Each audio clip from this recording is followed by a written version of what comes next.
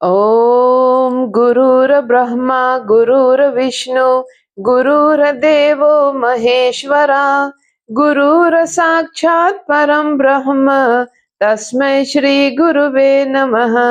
ध्यान मूलं गुरुर्मूर्ति पूजा मूलं गुरुर्पदम मंत्र मूलं गुरुर्वाक्यम मोक्ष मूलं गुरुर्कृपा अखण्डमण्डलाकारं व्याप्तं येन चराचरं तत्पदं दर्शितं येन तस्मै श्रीगुरुवे नमः। तस्मै श्रीगुरुवे नमः। गुरु जी के चरणों में प्रणाम। आप सबको मेरा प्रणाम और राम राम पहुँचे। एक बार फिर से मैं आई हूँ आपके साथ, आपके सामने उपस्थित हुई हूँ रामायण जी के चौपाइयाँ और उसके अर्थ लगाने के लिए, जैसे तुलसीदास जी लिखे हैं। हम कुछ समय से ये कथा आपको सुना रहे हैं, हमारा सत्संग चल रहा है यूट्यूब के माध्यम से। आपको अच्छा लग रहा है, ये आप हमें बता रहे हैं, मुझे बता रहे हैं। मुझे बहुत खुशी हो रही है ये बात सुनकर कि कुछ पल मैं आपके जीवन में सुख और खुशी ला रही हूँ इस रामायण जी के कथा द्वारा। यही एक जीवन का सच्ची अच्छी सत्संग है, जो विद्वान लोग कहते हैं, गुरुजन लोग कहते हैं कि भगवान के नाम लेने से हमारे जीवन में सुख और शांति आता है। दुनिया के तमाम बवाल, जो तमाम मोह माया की दुनिया है, उससे हम दूर होकर भगवान के नाम को हम स्मरण करते हैं, सुनते हैं और चिंतन करते हैं। इससे हमारे जीवन में सुख आता है। तो ये मेरा एक प्रयास है, जिससे मैं आपके पास आ रही हूँ यूट्यूब के माध्यम से। तो ऐसे बने रहें हमारे चैनल पर। और अगर आप अभी सब्सक्राइब नहीं किए हैं तो प्लीज एक बार आप इसमें अपना सब्सक्राइब कर लीजिए, ताकि हर एक वीडियो जो मैं अपलोड करूं, हर एक वीडियो जो मैं यहाँ पर रखती हूँ, आपके पास एक खबर, एक मैसेज आए। और उससे मुझे भी पता चलेगा कि आप पसंद कर रहे हैं मेरे काम को, और मेरा काम को बढ़ावा देंगे उस माध्यम से आप, मुझे अच्छा लगेगा। और फिर से एक बार मैं कह रही हूँ, जो लोग मेरे साथ जुड़े हैं, पढ़ते हैं रामायण जी के कथा, उन लोगों को बहुत बहुत मैं बधाई देती हूँ कि आप प्रयास कर रहे हैं, आप कोशिश कर रहे हैं। तो ऐसे ही करते रहिए। और जो कथा रामचरितमानस में लिखा है, उसको सुन करके तो सभी के जीवन में सुख ही आता है, और हमें जीवन सीखने का मौका मिलता है किस तरह से राम जी अपने जीवन में जो जो कष्ट उठाए हैं, उससे क्या सीख हमें मिल सकता है। अभी तो हम बालकांड ही में हैं, बहुत समय लगेगा पूरा रामायण जी को पढ़ने में। फिर भी एक प्रयास है, जहाँ तक हमारा सफर देखते हैं, जहाँ तक चलेगा वहां तक मैं चलाऊंगी। तो आज मैं शुरुआत करूंगी फिर से बालकांड में, और दोहा 131, 131 वहां पर मैं रुकी थी पिछले वीडियो में। आज वहीं से मैं आगे ले चलती हूँ कथा को। मंगल भवन अमंगल हारी, द्रवं सो दशरथ अजिर बिहारी। मंगल भवन अमंगल हारी, द्रवं सो दशरथ अजिर बिहारी। एहि अवसर चाहिए परम शोभा रूप विशाल, जो बिलो किरी जय कुंवरी, तब मेलय जय माल सिया भजो राम जय जय राम। मेरे प्रभु राम जय जय राम। हरिसन मागौ सुंदरताई, हो यही जात गहरु अति भाई। मोरे हित हरि सम नहीं कोऊ, एहि अवसर सहाय सोई होऊ। बहु विधि विनय कीन्हि तेहि काला, प्रगटे प्रभु कौतुकी कृपाला। प्रभु बिलो की मुनि नयन जुड़ाने, हो यही काजु हिये हर्षाने। अति आरती कहीं कथा सुनाई, करहु कृपा करि होहु सहाय। आपन रूप देहु प्रभु मोहि, आन भांति नहीं पावौ ओहि। जेहि विधि नाथ होई हित मोरा, करहु सो बेगी दास मैं तोरा। निज माया बल देखि विशाला, यह हंसी बोले दीन दयाला। जेहि विधि हो यही परम हिता, नारद सुनहु तुम्हार। सोई हम करब नान कछु, बचन न मृषा हमार। सिया भजो राम जय जय राम, मेरे प्रभु राम जय जय राम। तो कथा बहुत आनंद वाली कथा है। यहाँ से हम कथा सुन रहे हैं जहाँ पर राम भगवान के अवतार लेने का कारण जो जो बताया गया है रामचरितमानस में, वहाँ हम कथा में है। यहाँ पर अब नारद जी के संवाद चल रहे हैं। तो जहाँ पर मैं पिछले सप्ताह रुकी थी वहीं से अब आगे कथा आरंभ करते हैं। नारद जी भगवान से क्या क्या पूछते हैं अब सुनेंगे। नारद जी कहते हैं और तुलसीदास जी लिखते हैं कि मैं जाकर सोच विचार कर अब वही उपाय करूं जिससे यह कन्या मुझे ही वरे। इस समय जब तब से तो कुछ हो नहीं सकता, हे विधाता मुझे यह कन्या किस तरह मिलेगी। इस समय तो बड़ी भारी शोभा और विशाल मानो सुंदर रूप चाहिए, जिसे देखकर राजकुमारी मुझ पर रीछ जाए और तब जयमाल मेरे गले में डाल दे। एक काम करूं कि भगवान से सुंदरता मांगू, पर भाई उसके पास जाने में तो बहुत देर हो जाएगी। किंतु श्री हरि के समान मेरा हितु भी कोई नहीं है, इसलिए इस समय वे ही मेरे सहायक हो। उस समय नारद जी ने भगवान की बहुत प्रकार से विनती की। तब लीलामय कृपालु प्रभु वहीं प्रकट हो गए। स्वामी को देखकर नारद जी के नेत्र शीतल हो गए और वे मन में बड़े ही हर्षित हुए कि अब तो काम बन ही जाएगा। नारद जी ने बहुत आर्त मानो दीन होकर सब कथा कह सुनाई और प्रार्थना की कि कृपा कीजिए और कृपा करके मेरे सहायक बनिए। हे प्रभु आप अपना रूप मुझको दीजिए और किसी प्रकार मैं उस राजकन्या को नहीं पा सकता। हे नाथ जिस तरह मेरा हित हो आप वही शीघ्र कीजिए। मैं आपका दास हूँ। अपनी माया का विशाल बल देख दीन दयालु भगवान मन ही मन हंसकर बोले, हे नारद जी सुनो, जिस प्रकार आपका परम हित होगा हम वही करेंगे, दूसरा कुछ नहीं। हमारा वचन असत्य नहीं होता। हे योगी मुनि सुनिए, रोग से व्याकुल रोगी कुपथ मांगे तो वैद्य उसे नहीं देता। इसी प्रकार मैंने भी तुम्हारा हित करने की ठान ली है। ऐसा कहकर भगवान अंतर्धान हो गए। भगवान की माया के वशीभूत हुए मुनि ऐसे मूढ़ हो गए कि वे भगवान की अगूढ़ मानो स्पष्ट वाणी को भी न समझ सके। ऋषि राज नारद जी तुरंत वहां गए जहां स्वयंवर की भूमि बनाई गई थी। राजा लोग खूब सच धज कर समाज सहित अपने अपने आसन पर बैठे थे।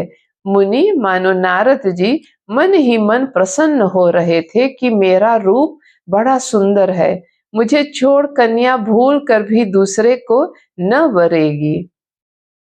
कृपा निधान भगवान ने मुनि के कल्याण के लिए उन्हें ऐसा कुरूप बना दिया कि जिसका वर्णन नहीं हो सकता। पर यह चरित कोई भी न जान सका।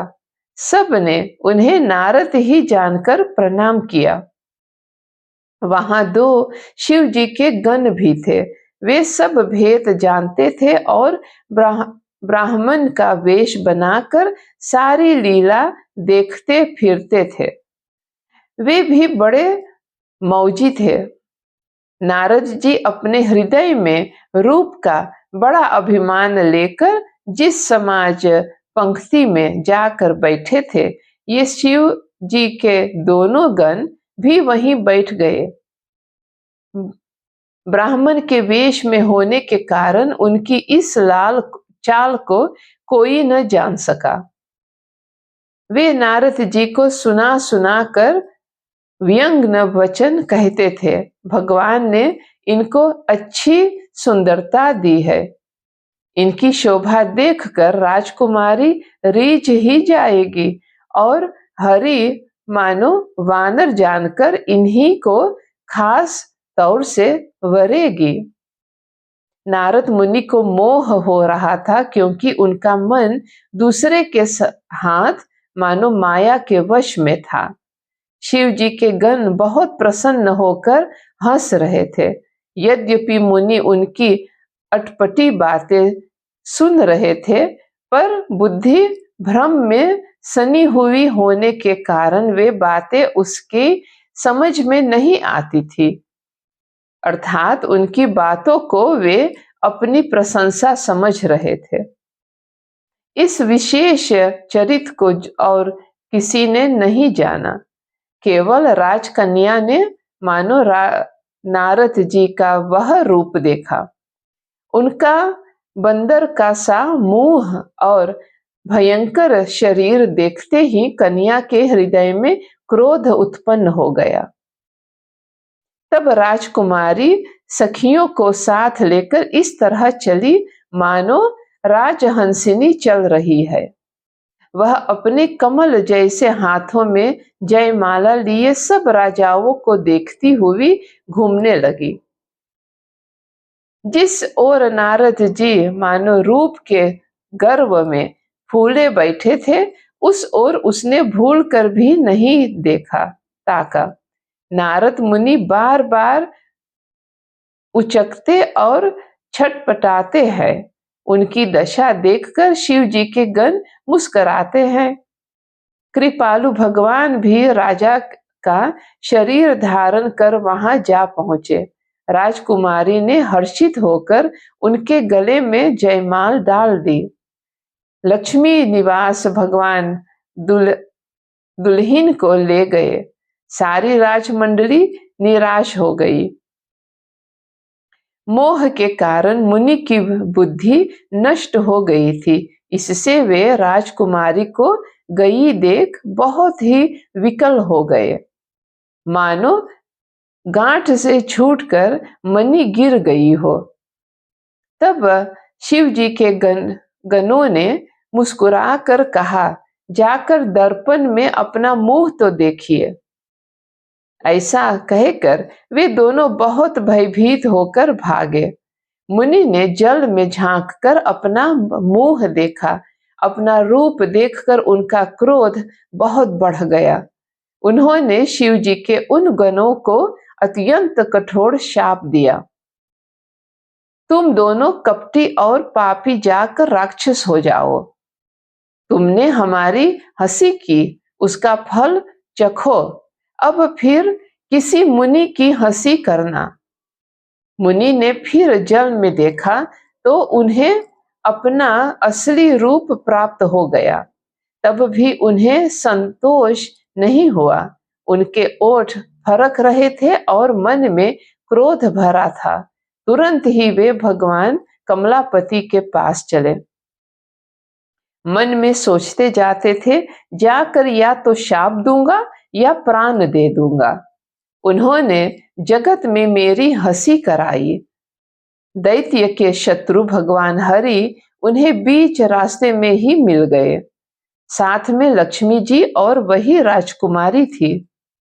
देवताओं के स्वामी भगवान ने मीठी वाणी में कहा, हे मुनि, व्याकुल व्याकुल की तरह कहाँ चले? ये शब्द सुनते ही नारद को बड़ा क्रोध आया। माया के वशीभूत होने के कारण मन में चेत नहीं रहा। मुनि ने कहा, तुम दूसरों की संपदा नहीं देख सकते? तुम्हारे ईर्ष्या और कपट बहुत है। समुद्र मथने समय तुमने शिव जी को बावला बना दिया और देवताओं को प्रेरित करके उन्हें विषपान कराया। असुरों को मदिरा और शिव जी को विष देकर तुमने स्वयं लक्ष्मी और सुंदर कौस्तुभ मणि ले ली। तुम बड़े धोखेबाज और मतलबी हो, सदा कपट का व्यवहार करते हो। तुम परम स्वतंत्र हो, सिर पर तो कोई है नहीं। इससे जब जो मन को भाता है स्वच्छंदता से वही करते हो। भले को बुरा और बुरे को भला कर देते हो। हृदय में हर्ष विषाद कुछ भी नहीं लाते। सबको ठक ठक कर परख गए हो और अत्यंत निडर हो गए हो। इसी से ठगने के काम में मन में सदा उत्साह रहता है। शुभ अशुभ कर्म तुम्हें बाधा नहीं देते। अब तक तुमको किसी ने ठीक नहीं किया था। नारद जी और आगे कहते हैं कि अब की तुमने अच्छे घर बना दिया है। मानो मेरे जैसे जबरदस्त आदमी से छेड़खानी की है। अतः अपने किए का फल अवश्य पाओगे। जिस शरीर को धारण करके तुमने मुझे ठगा है, तुम भी वही शरीर धारण करो। यह मेरा शाप है। तुमने हमारा रूप बंदर का सा बना दिया था। इससे बंदर ही तुम्हारी सहायता करेंगे। मैं जिस स्त्री को चाहता था उससे मेरा वियोग कराकर तुमने मेरा बड़ा अहित किया है। इससे तुम भी स्त्री के वियोग में दुखी होगे।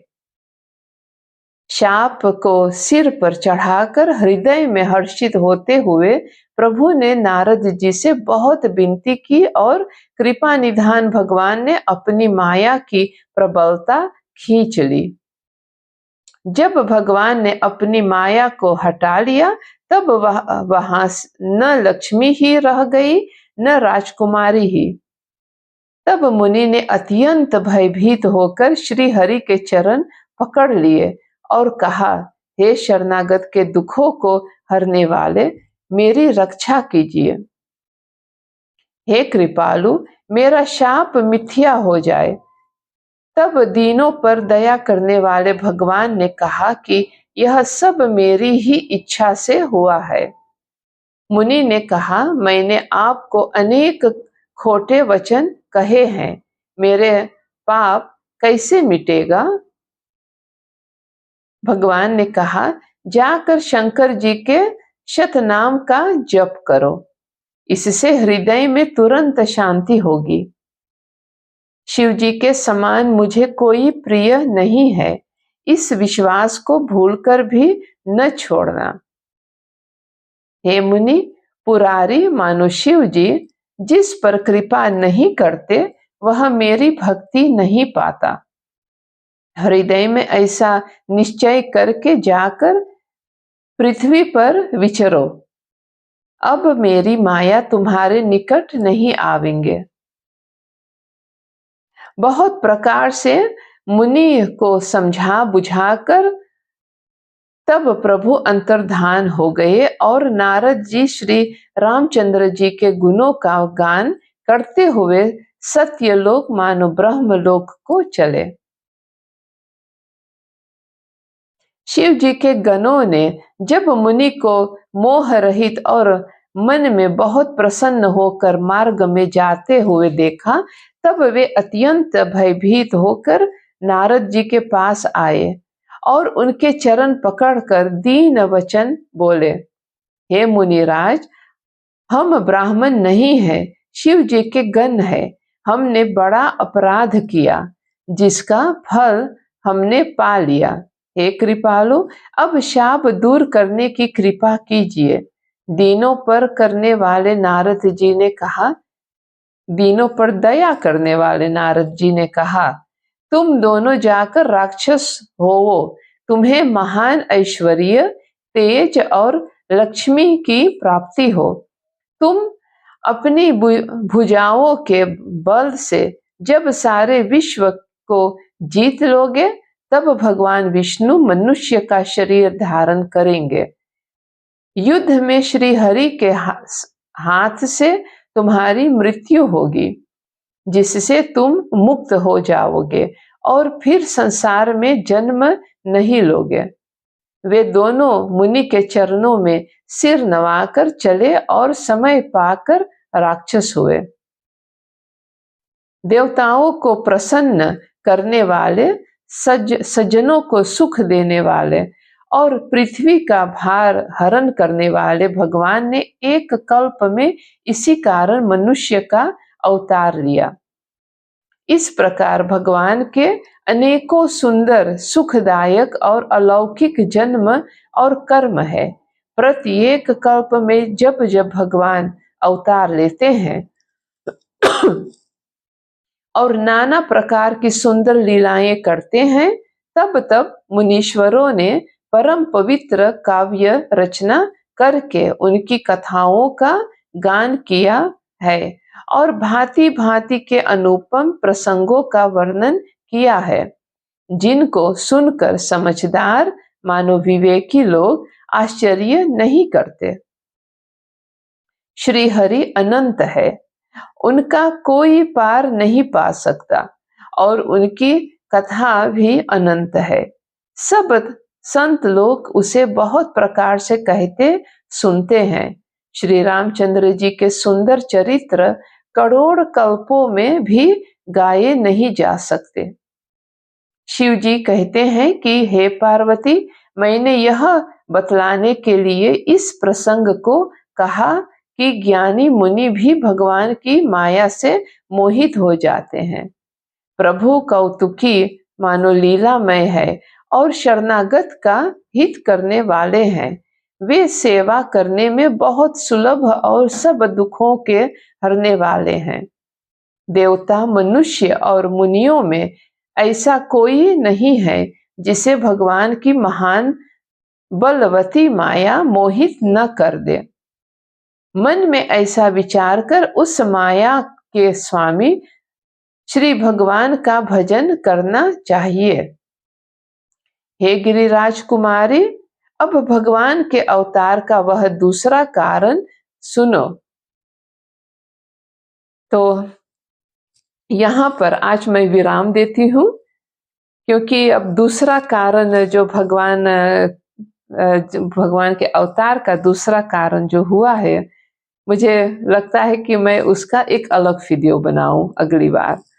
मंगल भवन अमंगल हारी, द्रवं सो दशरथ अजिर बिहारी। अब प्रभु कृपा करहु यही भांति, सब तजि भजन करहु दिन राति। मंगल भवन अमंगल हारी, द्रवं सो दशरथ अजिर बिहारी। बोलिए सियावर रामचंद्र भगवान की जय। तो ये था आज के सत्संग। मैं आशा करती हूँ कि आपको सुनकर बहुत प्रसन्नता हुई हो और आपको फिर से एक बार सुख प्राप्त हुआ होगा। भगवान जी आपको स्वतंत्र रखे, सुखी रखे, प्रसन्न रखे। अगले वीडियो में हम फिर से एक बार मिलते हैं। तो अपना ध्यान रखिए और भूलिए मत सब्सक्राइब करने के लिए। मेरा वीडियो को लाइक कीजिए और अपने दोस्तों में, अपने परिवार में, सभी में आप इसको बांटिए, भेजिए, ताकि और लोग सुनकर इसको अपने जीवन में उतार सके। तो हंसते रहिए, सुखी रहिए और जल्दी मिलते हैं। जय श्री राम।